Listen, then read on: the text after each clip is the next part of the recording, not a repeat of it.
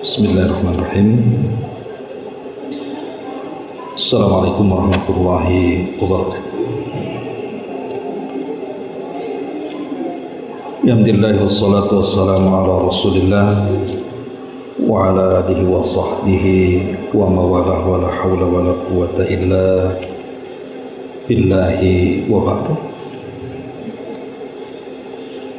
Alhamdulillah, segala puja dan puji hanya milik Allah subhanahu wa ta'ala. Salawat dan juga salam kita hadiahkan kepada Rasul kita Nabi besar Muhammad sallallahu alaihi wa ala alihi wasallam. Kita lanjutkan kajian kita, masih membahas Umdatul Ahkam, dan kita masuk pada bab yang ketiga tentang mengusap sepatu. Kita baca hadisnya. Anil Mughirah bin Syu'bah radhiyallahu anhu qala kuntu ma'an nabiy sallallahu alaihi wasallam fi safarin fa ahwaitu li anzi'a khuffaihi faqala da'huma fa inni adkhaltuhuma tahirataini famasaha alaihima. Dari Mughirah bin Syu'bah radhiyallahu an, dia mengatakan, aku pernah melihat bersama Nabi sallallahu alaihi wasallam dalam sebuah perjalanan. Aku pun turun untuk melepas kedua sepatu Nabi. Kemudian beliau bersabda, biarkanlah sepatu itu karena aku telah memakainya dalam keadaan suci. Nabi SAW lantas mengusap kedua sepatu tersebut. Kemudian hadis berikutnya, an Hudzaifah bin al-Yamani radhiyallahu anhu maqala kuntu ma'an Nabi sallallahu alaihi wasallam fabala wa tawadda'a wa masaha ala khuffaihi mukhtasar. Dari Hudzaifah bin al-Yaman, dia mengatakan, aku bersama Nabi sallallahu alaihi wasallam dalam sebuah perjalanan. Beliau membuang air kecil, kemudian berwudu dan mengusap sepatunya. Hadis ini disampaikan secara ringkas. Baik, ma'asyiral muslimat yang dimuliakan Allah subhanahu wa ta'ala, dua hadis ini menjelaskan kepada kita tentang tata cara mengusap sepatu dalam berwudu. Dan dalam bahasa Arab disebut al-mashu alal khuffaini, mengusap di atas dua khuf.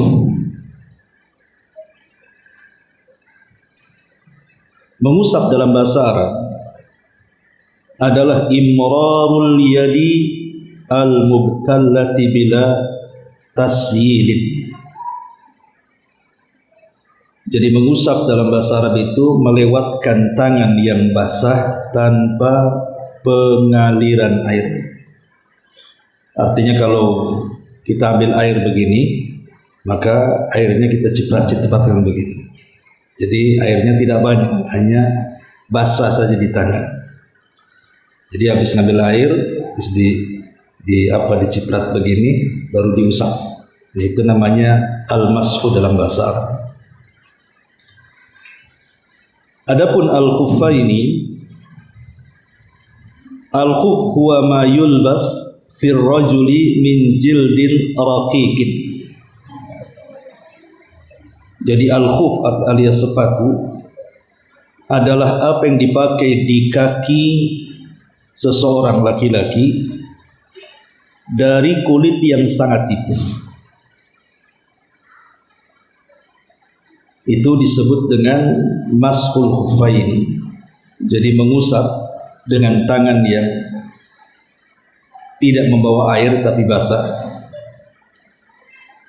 kepada dua sepatu yang terbuat dari kulit yang tipis. Tetapi kalimat kulit ini Tidak mesti yang disyariatkan itu sepatu dari kulit, tidak.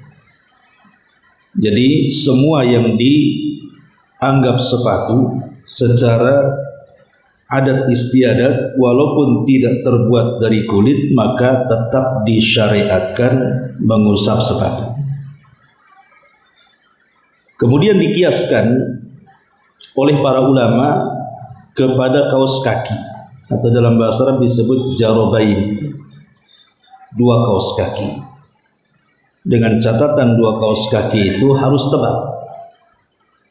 Kalau kaos kaki yang dipakai ummahat yang tipis-tipis, transparan, itu tidak bisa diusap. Jadi kaos kakinya harus tebal yang tidak transparan, baru bisa diusap. Dikiaskan kepada khuf tadi. Di dalam hadis Mughirah ibn Syu'bah radhiyallahu anhu, di sini Nabi sallallahu alaihi wasallam memberikan kepada kita satu rukhsah. Jadi mengusap sepatu itu bukan sunnah. Ingat ya, mengusap sepatu itu bukan sunnah. Hukumnya hanya mubah saja. Artinya boleh. Dan dia bagian daripada rukhsah, keringanan. Artinya kalau seandainya seseorang menyengajakan diri, saya ingin mencontoh Rasul, memakai kaos kaki yang tebal, kemudian diniatkan untuk menjalankan sunnah Nabi SAW, ini tidak benar. Karena mengusap sepatu atau kaos kaki itu bukan sunnah. Dia hukumnya boleh. Boleh diusap, boleh dicuci. Dan ini sebuah keringanan dari Islam. Dan Allah subhanahu wa ta'ala sangat senang kepada seorang hamba yang menjalankan keringanan-keringanannya. Artinya tetap dapat pahala. Karena Nabi SAW yang mengatakan seperti itu, innallaha yuhibbu an yu'ta rukhsahu. Allah senang kalau seandainya rukhsahnya itu dilakukan manusia. Dan ini menunjukkan tentang kemudahan dalam Islam. Islam ini agama yang membawa kemudahan, tidak mempersulit umatnya. Karena terkadang kalau kita melihat di zaman Nabi, dengan perjalanan yang tidak bisa ditempuh dengan zaman sekarang yang jauh pun bisa dalam waktu singkat, itu akan merepotkan kalau setiap wudu dicopot sepatunya, karena juga perjalanannya dengan unta dan begitu seterusnya, makanya diberikan kemudahan.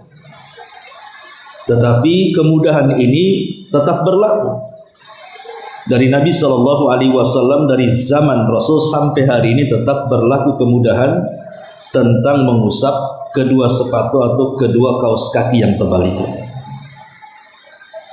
Nah di sini Mughirah ibn Syu'bah radhiyallahu anhu, beliau menceritakan satu kisahnya bahwa dia pernah bersama Nabi dalam sebuah safar. Ketika Nabi SAW hendak berwudu, kemudian Mughirah ibn Syu'bah radhiyallahu an hendak mencopot kedua sepatunya. Tetapi rupanya Nabi SAW sudah berwudu. Jadi Mughirah salah paham. Kalau disangka Rasul belum berwudu dan akan berwudu, makanya dia langsung kemudian hendak mencopot kedua sepatu Nabi. Tapi Nabi SAW mengatakan tidak perlu. Tidak perlu karena aku sudah memasukkan kedua sepatu itu dalam kondisi suci. Maka Nabi SAW kemudian mengusap kedua kakinya. Jadi ketika Rasul sudah berwudu itu rupanya tidak sempurna wudunya, meninggalkan kaki. Kemudian ketika Mughirah mau mencopot itu sepatu Rasul, kata Rasul jangan, saya tidak akan mencucinya, karena ketika saya memasukkan sepatu sudah suci. Maka Rasul mengusap satu kali.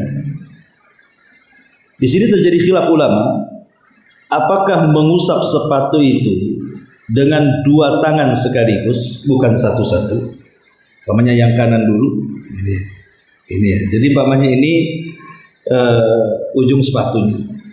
Jadi kita ngusap dari sini dulu, dari jari-jari. Pamannya ini kaki, nah, gini ya. Cukup di atas mata kaki, jangan sampai ke betis sini. Jadi dari sini cukup gitu. Nah, Al-Imam Ibn Utsaimin rahimahullahu taala, beliau memfatwakan kalimat famasah alaihima, maka Nabi sallallahu alaihi wasallam mengusap keduanya, ini memiliki makna bersama. Jadi ketika mengusap itu sama-sama, yang kiri megang kaki kiri, yang kanan megang punggung kaki kanan, jadi sekaligus begitu. Itu menurut Imam Ibnu Utsaimin rahimahullah taala. Tetapi menurut ulama yang lain mengatakan boleh dari kanan dulu kemudian kiri. Jadi boleh dua-duanya. Boleh kanan dulu kemudian kiri, atau boleh dua-duanya sekaligus. Ya, dari ujung jari begini, nah sudah. Dan itu cukup satu kali saja. Baik. Di dalam hadis ini menjelaskan tentang beberapa syarat. Syarat kapan seseorang itu boleh mengusap sepatu. Apa saja syarat-syaratnya? Ada 6 syarat disebutkan para ulama bolehnya mengusap sepatu itu. Syarat yang pertama, an yalbasahuma ala taharatin kamilatin. Hendaklah ketika seseorang itu memasangkan sepatu kepada kedua kakinya, maka harus dalam kondisi sempurna kesuciannya.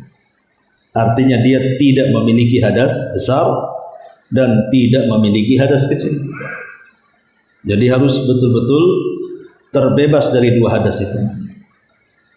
Berarti dia kalau memang punya hadas besar, ya mandi junub. Kalau dia punya hadas kecil, ya berwudu dengan sempurna. Kemudian yang kedua, an yastatira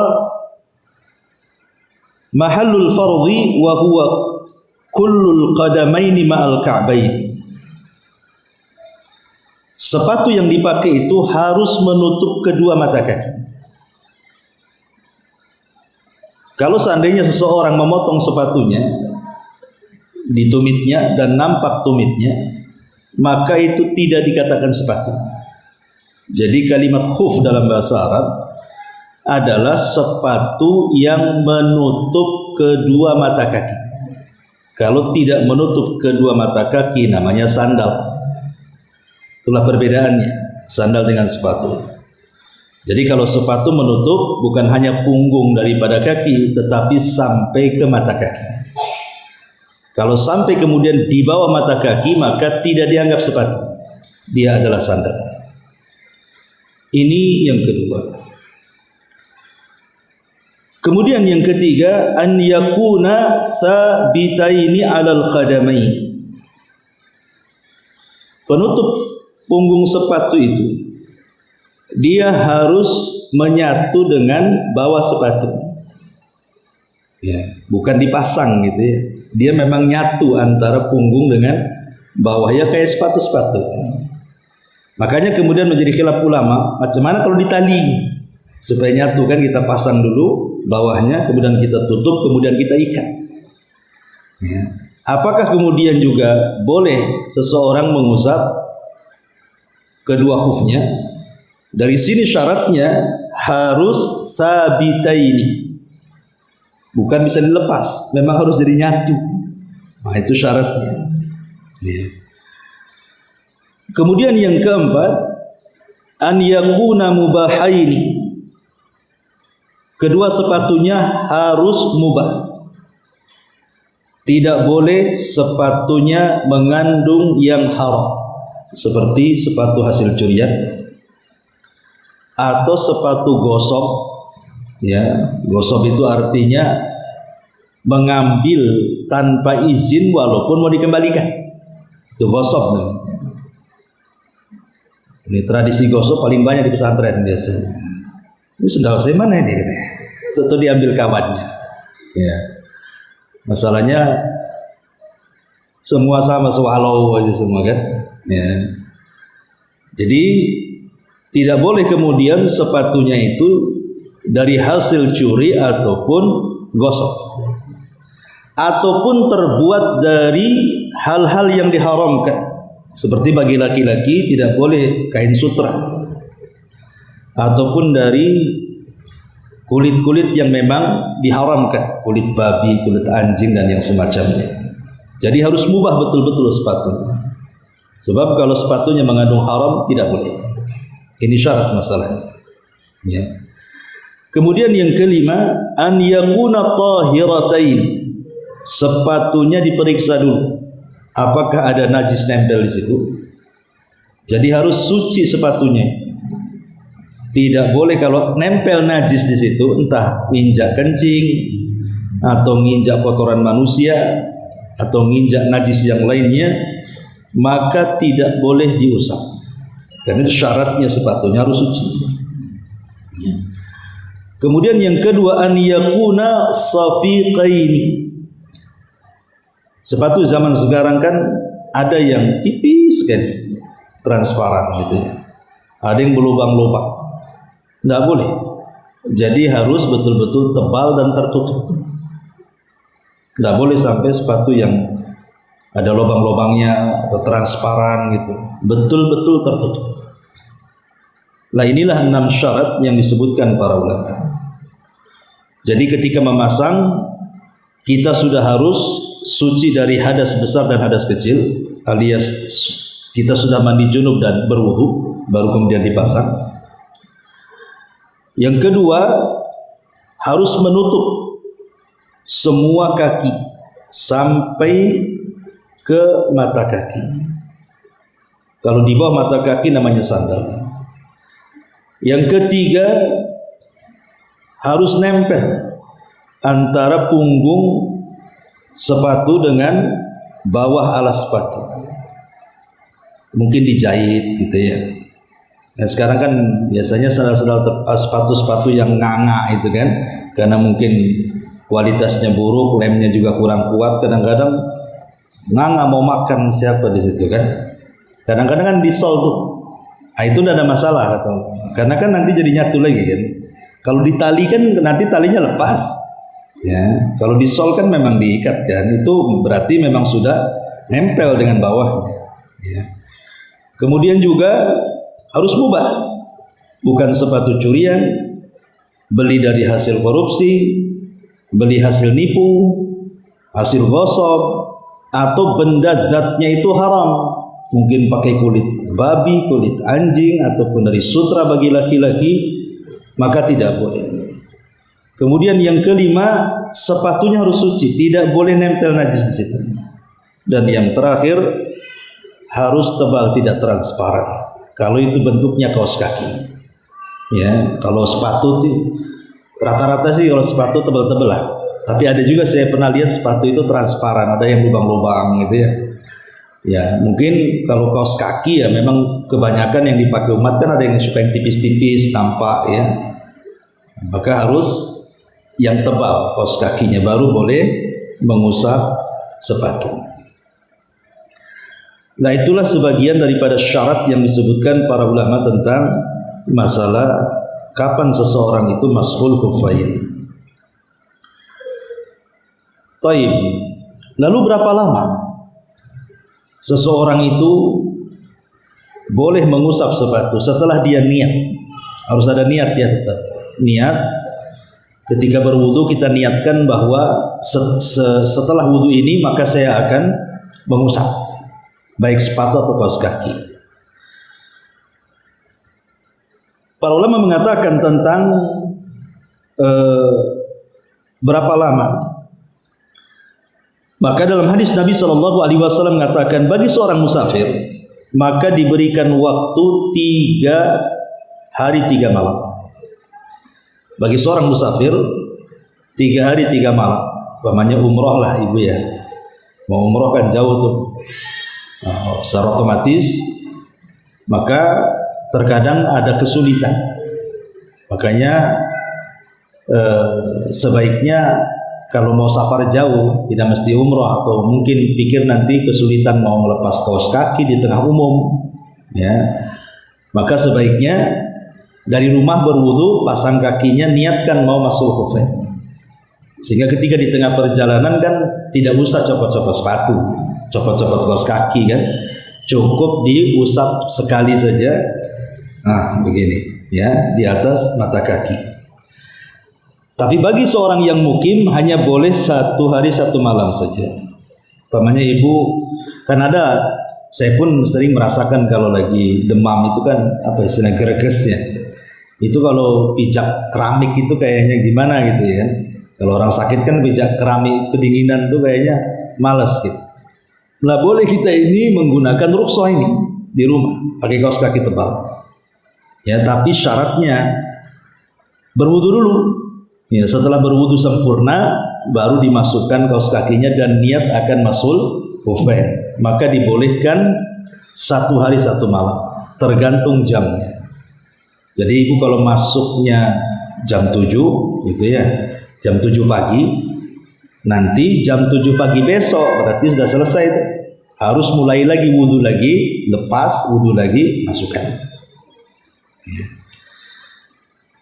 Jadi kalau seorang musafir cuman 3 hari 3 malam dan mukim 1 hari 1 malam. Itu berdasarkan hadis Nabi sallallahu alaihi wasallam, yamsahul musafiru thalathata ayyamin wa layalihinna.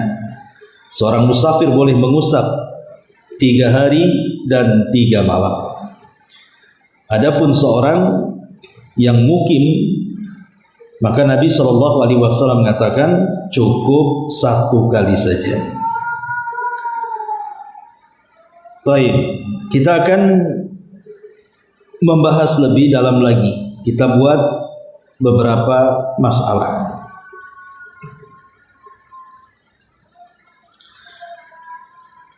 Masalah yang pertama bicara soal pembatal mashul khufain.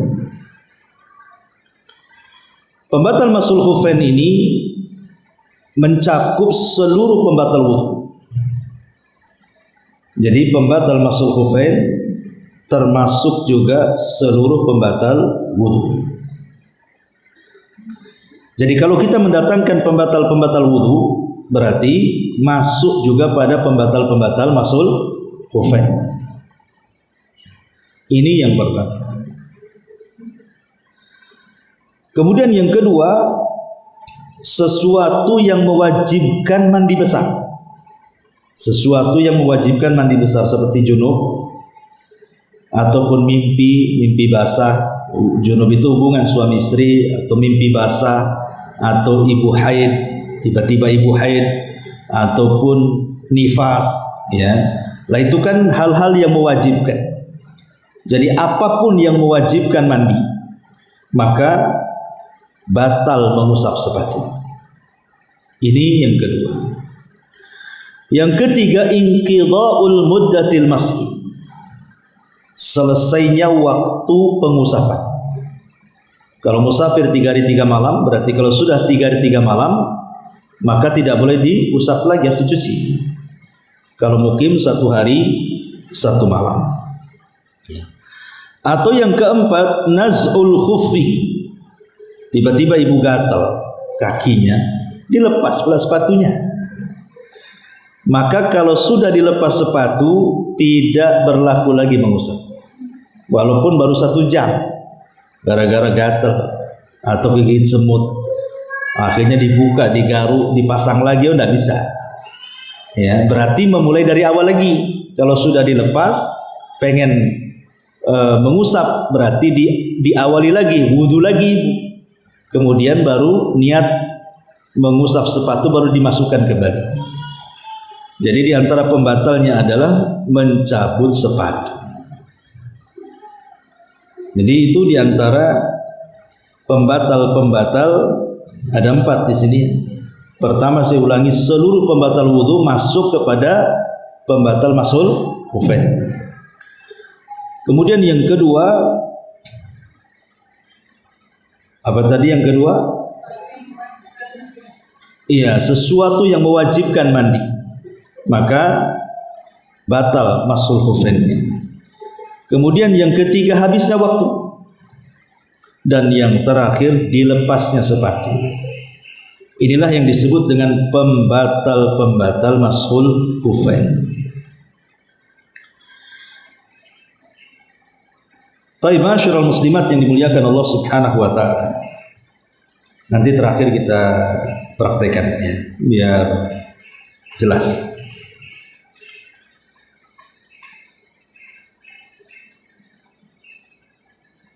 Yang kedua, beberapa masalah. Masalah yang pertama, apakah kemudian disyaratkan di sini hal yushtaratu li jawazil masih alal khuffaini an yudkhila rijlaihi fihi ma ba'da tamamil wudu? Apakah disyaratkan mengusap sepatu itu harus sempurna betul-betul wudu? Jadi sempurna itu dari mulai mencuci tangan sampai mencuci kaki, baru kemudian dimasukkan.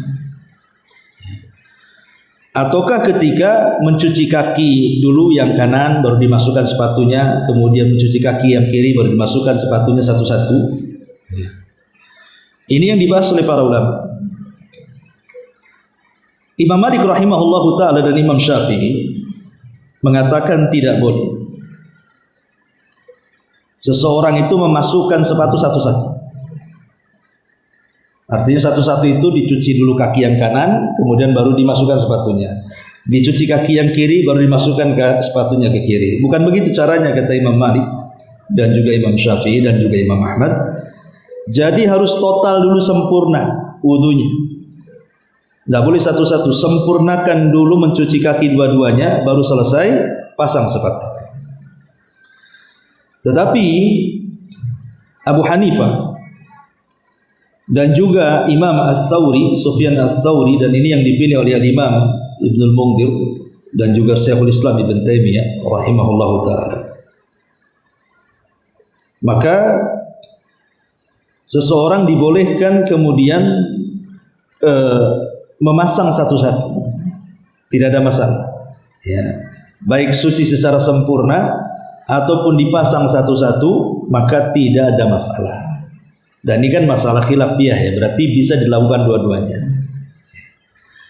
Ini masalah yang pertama. Masalah yang kedua, seandainya seseorang itu terhalangi wudu, tidak bisa menggunakan air, otomatis tayamum kan? Apakah berlaku masul khufain itu pada tayamum? Pamannya nih, ibu tidak bisa menggunakan air karena tidak ada air, atau karena mungkin sakit, atau kata dokter dilarang tidak boleh terkena air, dan begitu seterusnya. Intinya terhalangi air, atau mau beli tapi harganya mahal gitu. Akhirnya ibu tayamum. Ketika safar ibu tayamum, mudah-mudahan nanti sampai di sana ada air. Ya. Maka ulama mengatakan tidak ada syariat masul khufain pada tayamum. Karena tayamum itu anggota badannya hanya dua saja, muka dan tangan.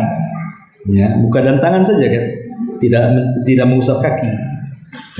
Sementara wudu itu dia ada 4 kan gitu. Ada 4. Pertama mencuci wajah, yang kedua tangan, yang ketiga ngusap kepala, yang keempat kaki.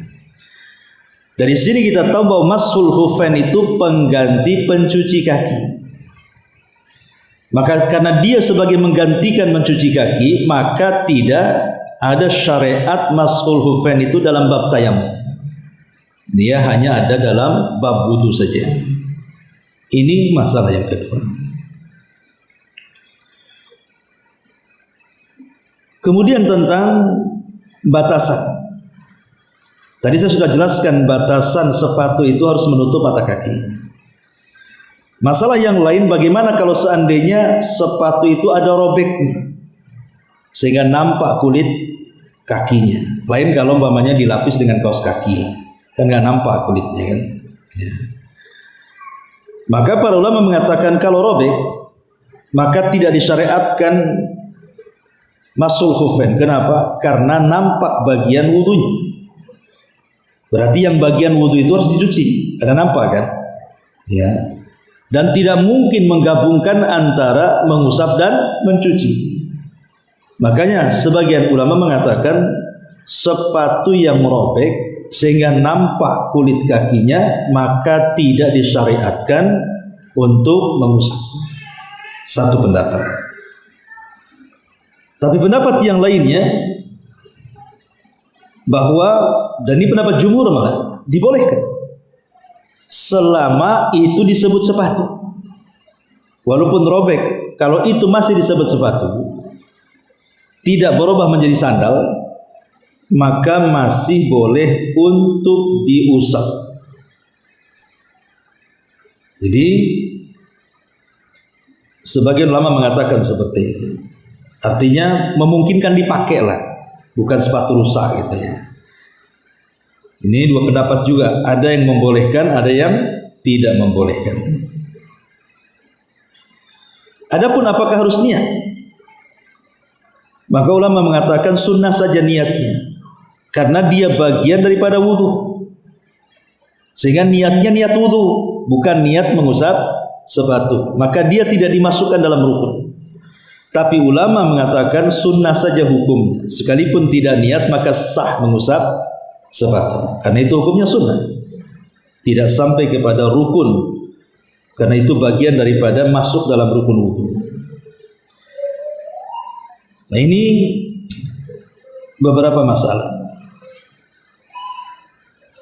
Sekarang masalah berikutnya, bagaimana kalau seandainya lupa, ibu sebenarnya sudah 4 hari, berarti kan sudah lewat kan?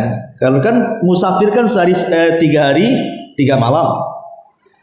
Ini ibu sudah masuk ke 4 hari, secara otomatis dari pembatal mengusap sepatu itu kan dengan habisnya waktu kan. Dan waktu musafir itu 3 malam. Ibu lupa, disangka ibu masih 3 hari, akhirnya berwudu kemudian mengusap sepatu. Lah ketika ibu hendak sholat, Allahu Akbar, dalam sholat ingat, lah ini kan sudah habis mengusap sepatu karena saya sudah 4 hari. Apakah dilanjutkan sholatnya atau dibatalkan? Maka para ulama mengatakan dibatalkan sholatnya, karena dia sholat tanpa wudu hakikatnya. Karena di antara salah satu syaratnya adalah tidak boleh habis masa tenggang mengusapnya. Kalau sudah habis berarti masuk pembatalnya. Berarti sudah batal tuh masul khufain. Kalau sudah batal berarti dia harus mencuci kaki. Maka kalau seandainya lewat batas waktu kemudian masih diusap, maka tidak sah wudunya, secara otomatis tidak sah sholatnya. Jadi harus diperhatikan waktunya juga. Nah, ini juga di antara pembahasannya.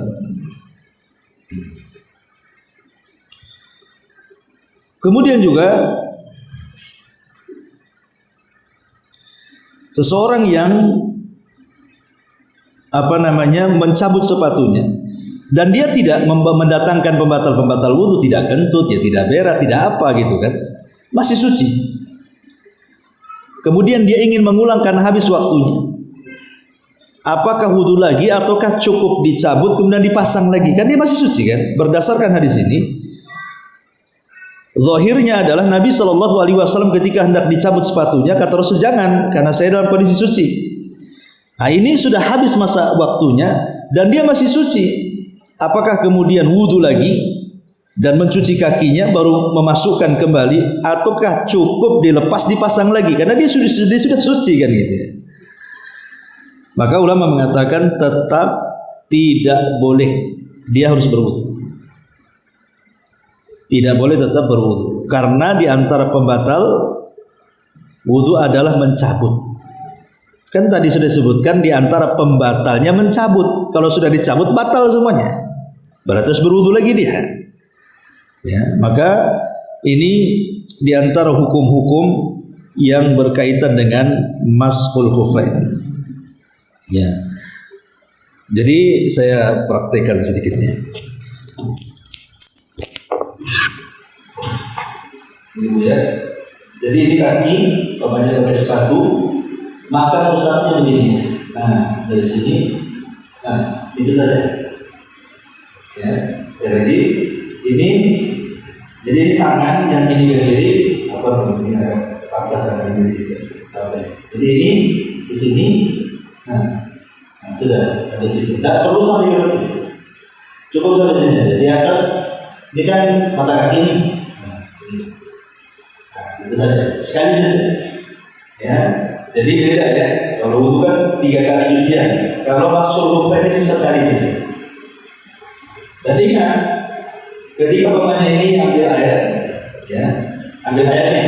Kalau wudu kan ambil air dicuci. Kalau ini ambil air, kemudian dibersihkan. Nah, jadi airnya sudah ada lagi. Sisanya kelembaban air tadi. Karena kalau pakai air itu sudah mencuci namanya kan. Mengusap tadi sudah saya jelaskan, dia mengusapkan tangan yang basah tanpa banyak air. Jadi makanya ketika ambil air langsung begini, langsung diusapkan begini. Nah, paham ya?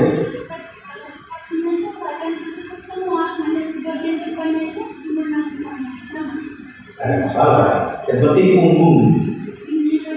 Enggak sampai ke sini.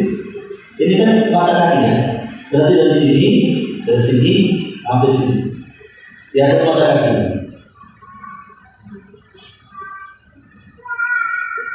Ya, tanya.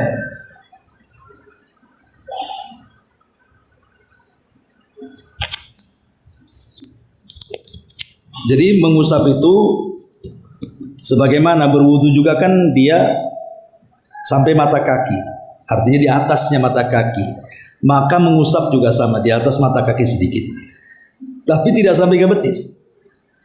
Dan kesalahan orang yang tidak tahu hukum, yang diusap justru bawahnya. Ya, inilah yang dikatakan oleh Ali radhiyallahu an, "Lau kana ad-dinu bir-ra'i." Kalau seandainya agama ini produk akal-akalan, tentu dalam mengusap sepatu itu yang diusap bawahnya, karena yang kotor bawahnya.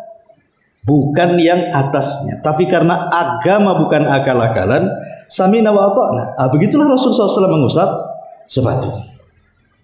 Ya, jadi ini diantaranya secara singkat. Adapun apakah dikias dengan mengusap jilbab? Mengusap jilbab, apakah sama syarat-syarat mengusap jilbab dengan syarat-syarat mengusap sepatu?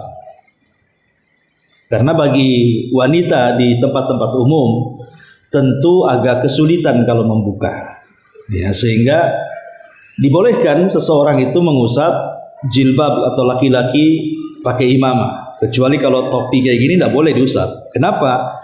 Karena inti daripada mengusap itu karena ada kerepotan. Kalau membuka ini nggak repot, maka tidak bisa peci diusap. Ya, jadi karena repot kayak orang imamah atau akhwat yang pakai jilbab itu repot kalau mau dibuka-buka. Makanya Islam memberikan syariat boleh mengusap imamah ataupun hijab. Pertanyaannya, apakah syarat-syaratnya sama dengan mashul khufain? Jadi harus berwudu dulu, kemudian pakai jilbabnya, niat mengusap kepala. Ini menjadi khilaf ulama. Ada yang mengatakan bahwa syarat-syarat mengusap jilbab itu sama dengan syarat-syarat mashul khufain, karena ini dikiaskan. Ya. Tetapi ulama yang lain mengatakan tidak sama. Dan ini pendapat yang kuat, bahwa syarat-syarat mengusap sepatu tidak sama dengan syarat-syarat mengusap jilbab ataupun imamah. Dan waktunya juga tidak sama dengan waktu mengusap khufain dalam mengusap jilbab atau imamah. Kalau mengusap sepatu jelas tadi waktunya. Kalau mukim 1 hari 1 malam, kalau musafir 3 hari 3 malam. Tapi kalau mengusap jilbab ketika berwudu itu tidak ada waktu terbatas. Dia tidak ada waktu terbatas. Pamannya ibu perjalanannya sampai 6 hari ya 6 hari. Ya. Jadi pendapat yang kuat wallahu alam bahwa tidak sama syarat-syaratnya mengusap khuffain dengan jilbab. Jadi kalau jilbab pakai aja, nggak harus berwudu dulu. Tapi kalau ibu mau berwudu lebih baik lagi kan gitu. Tapi kalaupun tidak berwudu nggak ada masalah karena sudah perbedaan hukum. Ada hadis Ummu Salamah kalau nggak salah, beliau selalu mengusap jilbabnya Ummu Salamah radhiyallahu anha. Dan Nabi SAW juga mengusap imamahnya. Cuman yang jadi masalah itu tentang kaifiyah cara ngusapnya. Ada yang mengusap itu diambil sedikit sininya, sininya, ya ini ada pas di tumbuh rambut pertama di sini. Ya. Jadi diambil dulu di sini, baru kemudian di atas jilbabnya. Ya, itu satu pendapat. Pendapat yang kedua tidak usah, langsung aja diusap dan dua-duanya boleh insya Allah. Ya, ulama membolehkan dua-duanya. Jadi kaifiyah seperti ini bisa mengusap ininya dulu, baru ke atas jilbab, atau tanpa dahi pun tidak masalah, langsung ke jilbabnya saja. Jadi mengusap jilbab itu lebih mudah, lebih ringan karena tidak ada syarat-syarat tertentu. Ya, paling syarat-syarat itu ya jilbabnya hasil nyuri mungkin, ya ngambil di jemuran tetangga umpamanya, atau jilbabnya salah COD, tahu punya orang, sembunyiin kan itu. Jadi itu mungkin menjadi hal-hal yang diperhatikan. Ya kalau itu sih sebenarnya apakah kemudian mencuri itu bagian daripada pembatal wudu atau tidak? Ini ada kaidah usul fikih mengatakan lihat larangannya. Kalau larangannya masuk kepada zat ibadah maka batal. Tapi kalau larangannya di luar ibadah maka sah tapi berdosa. Contoh orang mencuri sajadah. Mencuri sajadah, salat di atas sajadah curian.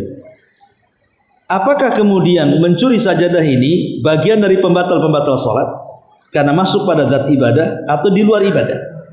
Maka ulama mengatakan bahwa dia di luar ibadah, sah solatnya walaupun menggunakan sajadah curian, tapi berdosa karena mencuri. Lain kalau kentut, kentut kan di dalam ibadah tuh, dia masuk pada pembatal-pembatal. Kalau kentut ya batal kan gitu. Tapi kalau di tanah gosok, umpamanya ibu di kebun, ya ibu datang waktu sholat, asal sholat di kebun orang, nggak izin, itu namanya tanah gosok, ya kan? Nah ini juga khilaf ulama, apakah sah sholatnya atau tidak. Ulama mengatakan sah sholatnya, tapi berdosa karena dia sholat di tanah yang tidak minta izin. Itu gosok namanya. Ya. Sama juga dengan pakaian curian, kemudian kopiah curian, sajadah curian, sah sholatnya, tetapi berdosa karena mencurinya. Nanti ditimbang saja pahala sholatnya berapa, pahala nyurinya berapa kan itu. Nanti mana yang lebih berat. Ya. Nah ini diantara ketiga hukum masul khufain, mengusap sepatu, kemudian kaos kaki, kemudian imamah ataupun jilbab. Saya terangkan secara ringkas saja. Baik, sampai di sini silakan kalau ada yang mau bertanya.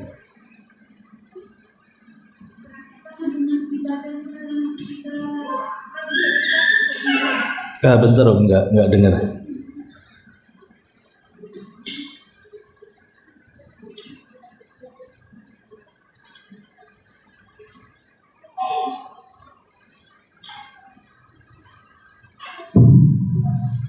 Ya. Ketika kita masih cerita pergi mengamalkan haji, ketika kita mau pakai uang hasil halal atau curian, ibadahnya tetap sah tapi berdosa.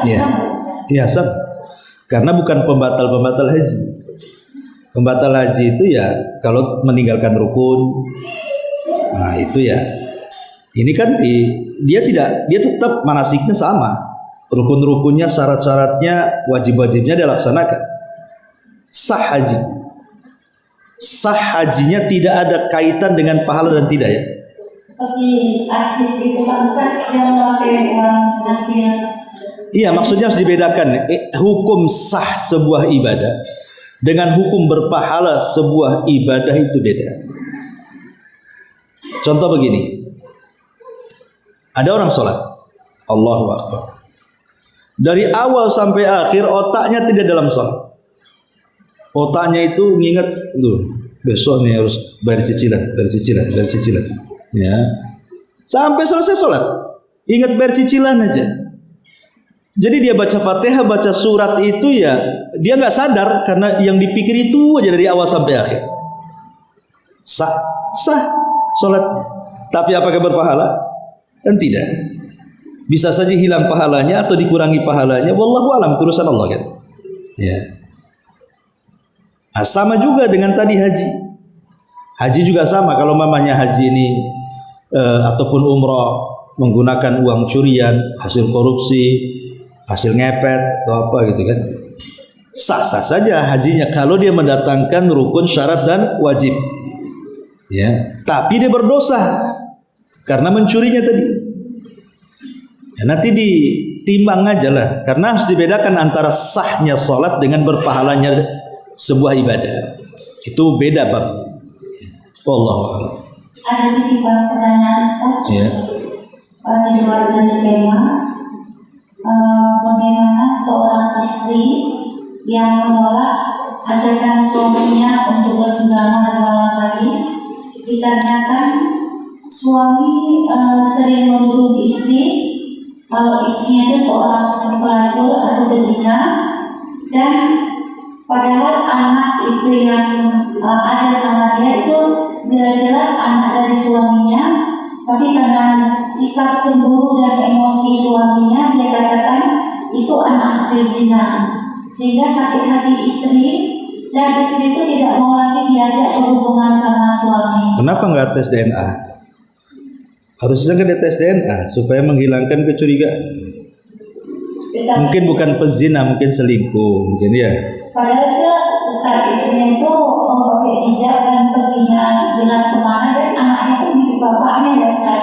Iya, makanya kita kan disuruh menghindari hal-hal yang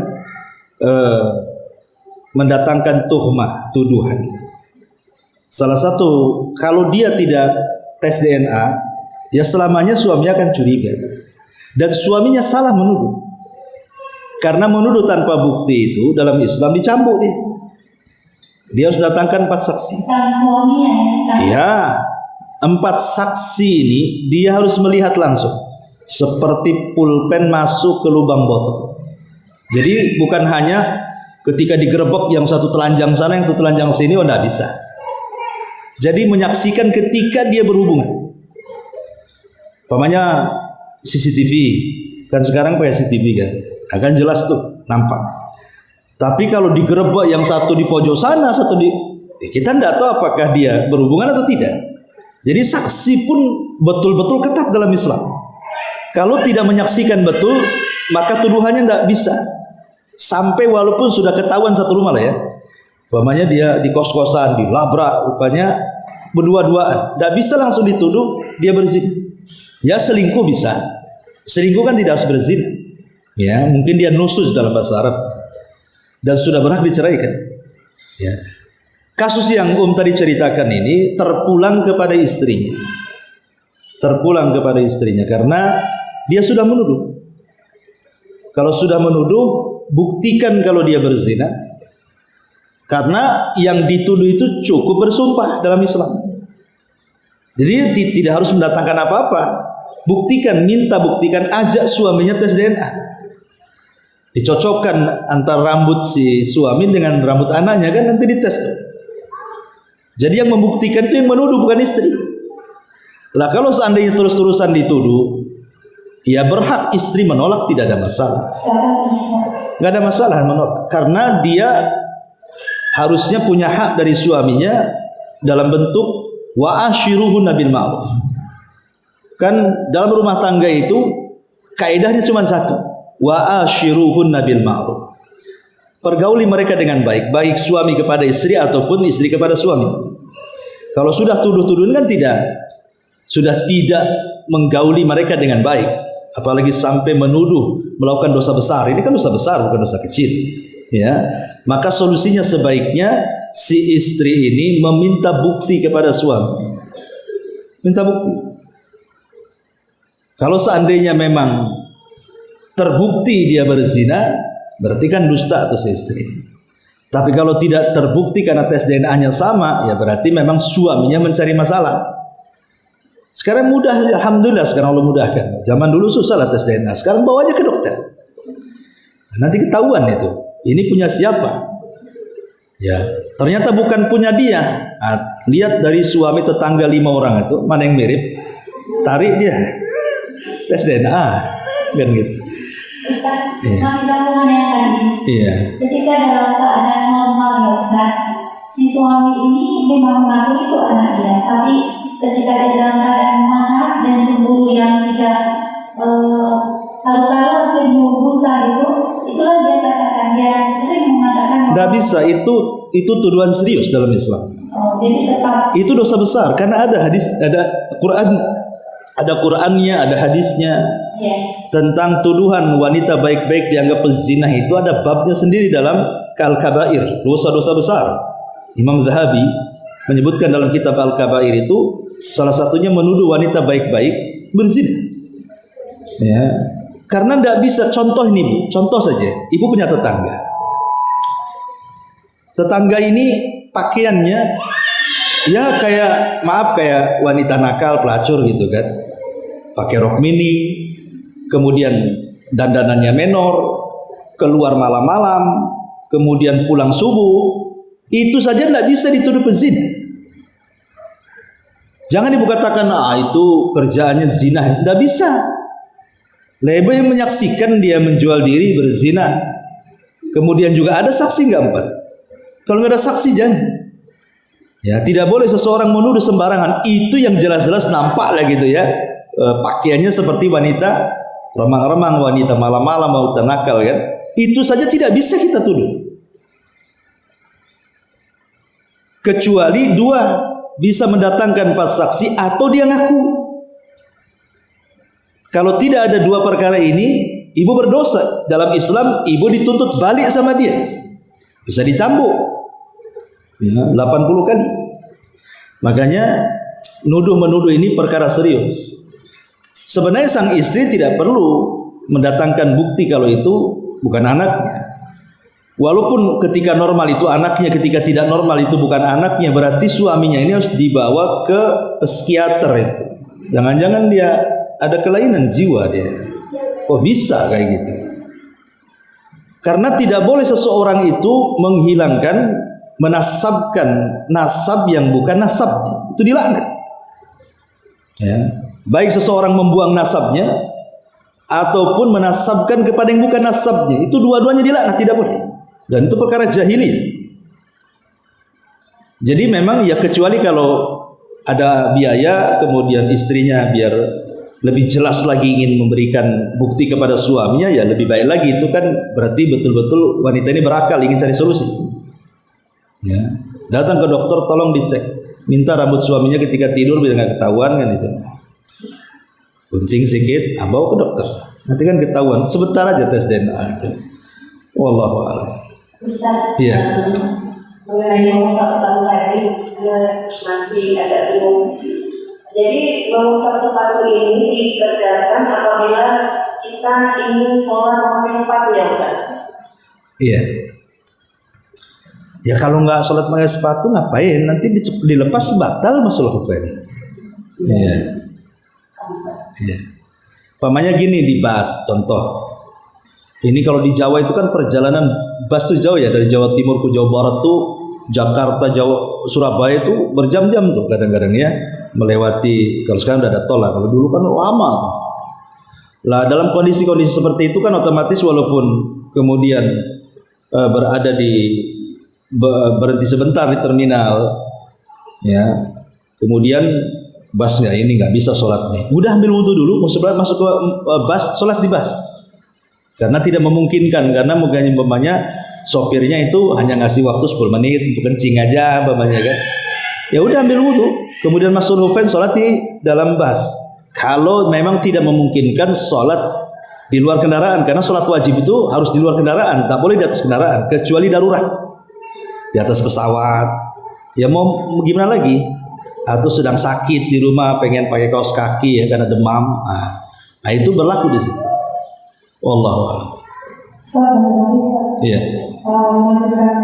Masih ada hubungan zina bisa. Iya. Misalnya ini ada seorang suami istri, terus mereka bertengkar, terus istrinya itu sempat memang katakanlah berselingkuh begitu Ustaz, tapi belum bercerai ya Ustaz. Nah itu dia kembali lagi, kemudian dia hamil, terus dicurigai bahwasanya anak yang dihamil ini bukan anak dari suaminya itu. Misalnya ini Ustaz ya, tes DNA, terbukti bukan ayahnya itu gitu sebagai kawan. Itu bin si anak ini kemana Ustaz? Ke ibunya atau itu tetap ke ayahnya? Ke ibunya. Ke ibunya, karena dia tidak punya air ya, dia tidak mengairi di ladang yang sama. Bahasa hadisnya kan gitu. Tidak mengairi di ladang yang sama. Berarti ada air kotor yang masuk ke situ. Makanya kemudian dalam Islam anak zina itu terputus beberapa hal. Pertama nasab, yang kedua wali, yang ketiga mahram, yang keempat waris. Ya, anak zina itu 4 terputus. Perwalian tidak bisa diwalikan kepada bapak zina. Dia harus diwalikan kepada penguasa, dalam hal ini KUA. Karena dia tidak punya wali kalau memang anak wanita. Kalau anak laki-laki kan tidak perlu wali. Yang kedua, dia tidak dapat waris. Bapaknya kaya-kayanya pun tidak dapat waris. Karena bukan anak dia secara syar'i walaupun secara biologi anak dia. Kemudian yang ketiga, tidak bisa jadi mahram kecuali dia menikahi ibunya. Menjadi anak itu hukumnya rabib, anak bawaan, seperti menikahi janda yang punya anak jadinya. Kemudian yang keempat, terputus juga nasab. Kalau sudah terputus nasab tidak bisa dibinkan kepada bapaknya tapi dibinkan kepada ibunya. Boleh Isa bin Maryam kepada ibunya. Dan ada beberapa tokoh muhaddisin itu ada yang dibinkan kepada ibunya. Ya. Jadi tetap harus dibinkan kepada ibunya. Wallahu a'lam. Itu bukan binnya kepada si pemilik ranjang yang sah ya Ustaz, walaupun mereka belum bercerai. Ya karena kan kalau belum ada bukti, ya yang menang adalah anak ini kepada suami sahnya, karena pemilik ranjang itu lebih berhak. Tapi kan tadi ceritanya sudah terbukti. Terbukti berarti harus pakai DNA kan? Kalau terbukti apa yang sudah jelas tidak terbukti.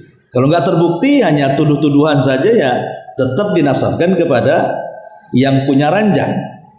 Tapi kalau sudah terbukti ada tes DNA, gimana pula membatalkan bukti itu. Ya. Dan tidak bisa juga umpamanya ibunya putih, bapaknya putih, anaknya pula celeng, anaknya hitam, keling, gitu ya. Ini anak siapa ini? Akhirnya ditengoklah mana tetangga yang hitam. Ya, nggak bisa. Ini anak siapa ini? Aku putih, kok pula anaknya hitam. Kau makan oli waktu hamil ya, bapaknya. Jadi nggak bisa tuduh karena di zaman Rasul ada yang seperti ini kejadian. Jadi ibunya putih, bapaknya putih, anaknya hitam, datang kepada Nabi. Ini bukan anak saya. Maka Rasul mengatakan kepada laki-laki itu dengan mencontohkan unta. Kamu punya nggak unta yang warnanya beda dengan anaknya? Kata dia ada. Boleh jadi hitam anakmu nih, gen kakekmu dulu yang hitam katanya. Mungkin kakekmu yang keberapa hitam, mungkin kakekmu tuh orang negro dulunya. Kakek keberapa, inilah turunannya. Jadi tidak bisa kan, yang jelas-jelas beda warna kulit saja tidak bisa kita main tuduh. Ya, tapi sekarang hukum dimudahkan kok dengan DNA itu sekarang dimudahkan. Sangat mudah sekali, alhamdulillah. Sekarang ada alat-alat untuk membuktikan. Wallahu a'lam. Baik, sampai di sini. Subhanallah bihamdika, asyhadu an la ilaha illa anta, astaghfiruka wa atubu ilaik.